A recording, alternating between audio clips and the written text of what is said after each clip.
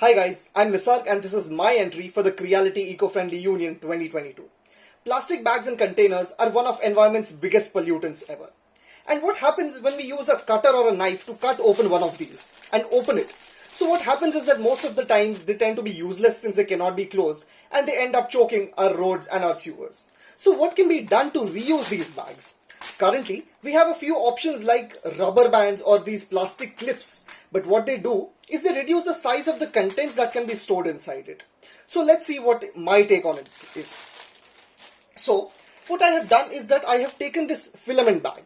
So my 3D printing friends out there would be knowing that all of our filaments are sent in these bags and are vacuum sealed. But a lot of these, when cut open, tend to be useless since they cannot be closed again.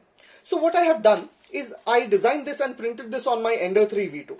This is a snap fit link mechanism. So what it does is that it can be easily opened and easily closed. So it ensures that all the contents that are stored inside are securely stored, and the size of the contents is also not limited since we are not folding it or crushing it in any way. So I'll just show you how we can just put stuff inside. I'll just open all these links, and whatever I want to store inside, say these pliers or anything else that I want to store, can just easily be placed inside. I'll just put a couple more things, and all I have to do is I have to just lock all of these links together. So they also have these, the links have these gripper teeth. So what happens is that they make gripping the bag after locking very easy. So once I have locked the entire bag over here, we can see that all the contents are stored securely inside the bag and they are not going to fall out. They're just here like this. And another additional advantage of this is that the link mechanism is joined by screws. So in case we have a smaller bag or a bag that is larger than this, what can be done is we can print these individual pieces and create a link that is larger or smaller based on our needs. So this is how we can actually reuse these bags in a considerable manner without reducing the storage level of these.